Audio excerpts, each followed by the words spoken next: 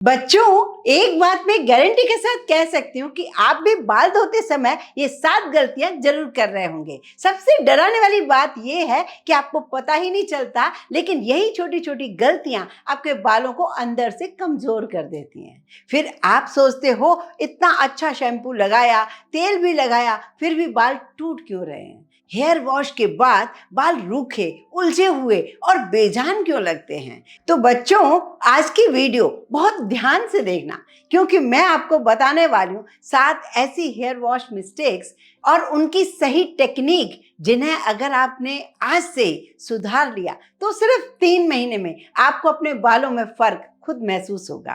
बाल पहले से ज्यादा सुंदर, घने, मजबूत और नेचुरली शाइन लगेंगे। इसलिए वीडियो को बिल्कुल भी स्किप मत करना, वरना बाद में पछताना पड़ेगा। तो चलिए बच्चों, शुरू करते हैं। और बच्चा लोग कैसे हो? चलो चलते हैं कुछ नया सा करने। तो चलिए बच्चों, आज 7 ट्रिक्स वो बताने जा रही हूँ जो हेयर वॉश करने के पहले हम सभी को जानना बहुत जरूरी है। जब भी हमें हेयर वॉश करना होता है, जल्दबाजी में वॉशरूम चले जाते हैं और बिल्लियों की तरह नोच के बालों को नाश कर देते हैं। तो सबसे पहला काम करना है आपको, हेयर वॉश से पहले कंघा जरूर करना है। बाल जब सुलझे हुए होंगे तो सब काम बहुत ही आसानी से होगा। आपको अच्छा रिजल्ट मिले, बाल ड्राई ना हो, उसके लिए बालों में ऑयलिंग करना बेहद जरूरी है। भले ही आधा 1 घंटा रखें, ओवरनाइट रखें, लेकिन ऑयलिंग करें जरूर। स्कैल्प पे ज्यादा ऑयल अच्छे से करें, जिससे क्या होगा, स्कैल्प हमारा हेल्दी होगा। स्कैल्प को जब पोषण मिलेगा तो सारे काम हमारे आसान हो जाएंगे। ये देखिए, इसके बालों की कंडीशन देखकर दिल खुश हो रही है और ये सारे स्टेप फॉलो करती है। ये बच्ची है जो कि काफी सारा मेरे से ऑयल, कंडीशनर, सब शैम्पू लेकर इसने यूज किया हुआ है। मैंने अच्छे से इसके स्कैल्प पर भी ऑयलिंग की और नीचे एंड्स पर भी हमें ऑयलिंग जरूर करनी चाहिए, जिससे हमारे बाल बिल्कुल स्वस्थ रहें। जब हम मसाज करें, हल्के हाथों से करें, ना कि बहुत जोर से। बहुत जोर से बालों को अगर मसाज करते हैं तो हमारे बाल टूटते हैं। इसके बाल देखकर इतना खुशी हो रही है। मेरे भी बचपन में काफी लंबे बाल हुआ करते थे। अब इस उम्र में हम चाहें कि इतने लंबे बाल हो, वो तो पॉसिबल ही नहीं है। हाँ, ये जो बाल हैं ये बचे रहें, ये पॉसिबल हो सकता है। तो अब मैंने क्या किया, ऑयलिंग की, फिर भी मैंने एक मोटे कोम से इसकी कंघा करके रख दिया, जिससे हम बाल जब वॉश करें तो हमारे बाल उलझे नहीं। तो ये दोनों तीनों स्टेप करने के बाद 1 आध घंटा रेस्ट लेंगे, उसके बाद मैं इसके हेयर वॉश करूंगी। और हाँ बच्चों, अगर आपको आगे भी ऐसे बालों से जुड़ी आसान टिप्स चाहिए तो चैनल को अब भी जल्दी से सब्सक्राइब कर लीजिए, अगर आप नए हैं तो। अब जो काम है तीसरा, वो है ये कि अक्सर हम गर्मियों में तो ठंडा पानी यूज करते हैं, सर्दियों में हम गलती क्या करते हैं, हम पूरा गर्म पानी लेते हैं, जो कि हमारे स्कैल्प को नुकसान कर देती है। पूरी गर्मी, पूरा साल भर हमें भुगतना पड़ता है। तो कभी भी सर्दी, गर्मी, बारिश, जो भी मौसम है, चाहे ठंड वाले एरिया में भी रहते हो, पानी सिर्फ इतना होना चाहिए कि आप उसे ठंडा महसूस न करो, बस। बाकी गर्म पानी हमें हेयर वॉश के लिए कभी यूज नहीं करनी चाहिए। अब बारी है ये, हमने नोटिस किया होगा हमारे स्कैल्प पे बाल ज्यादा जल्दी खत्म होते हैं। तो उसके लिए हम गलती क्या करते हैं, डायरेक्ट शैम्पू थैली में लेते हैं और सबसे पहले माथे के बाद जो मेन फ्रंट पोर्शन होता है वहां पर लगा देते हैं। तो जो भी शैम्पू है आपको वो नुकसान कर जाता है। आपको करना क्या है, शैम्पू को एक मग में डालना है, उसमें पानी डालिए, उसमें झाग बनाइए। मग में डालने के बाद अपने जितने लंबे हेयर हैं उसके अकॉर्डिंग आपको शैम्पू लेना है। उससे आपको शैम्पू कोई भी नुकसान नहीं करेगा, बाल बहुत बढ़िया क्लीन हो जाएंगे। स्कैल्प अगर साफ रहेगा तो आपके बालों की प्रॉब्लम तो खत्म ही समझो। सारे लंबाई में जितने भी बाल हैं आप इसी तरीके से उसको वॉश कीजिए। पार्लर में इसी तरीके से बाल साफ होते हैं ना, बालों को साफ कर दीजिए। पानी डालकर पूरा शैम्पू निकाल देना है।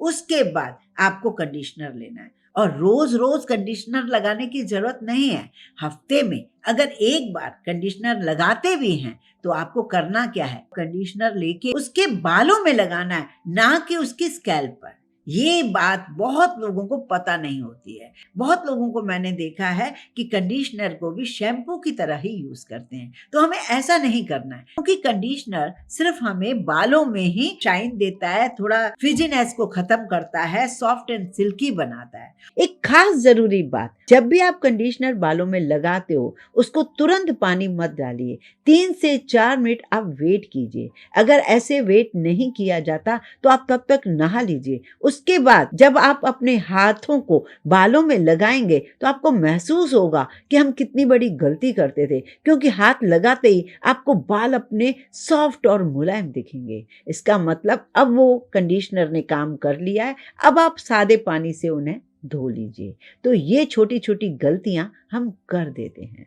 एक और बड़ी बात बताती हूँ जो कि बहुत लोग नहीं जानते। जब आप बालों को अच्छे से धो लो, वैसे तो हमें पूरा मीठे पानी से, जो हमें पीने लायक पानी होता है, उससे हमें हेयर वॉश करना चाहिए, तो बहुत सारी प्रॉब्लम तो वहीं खत्म हो जाती हैं, क्योंकि ये सारी प्रॉब्लम हमें खारे पानी से ही होती हैं। लेकिन इतना संभव नहीं है आज के जमाने में, तो आप इतना कर सकते हो, लास्ट में जो थोड़ा सा पानी यूज कर रहे हो वो एटलीस्ट आप साफ पीने युक्त जो पानी होता है उसको आप बालों में लगाइए।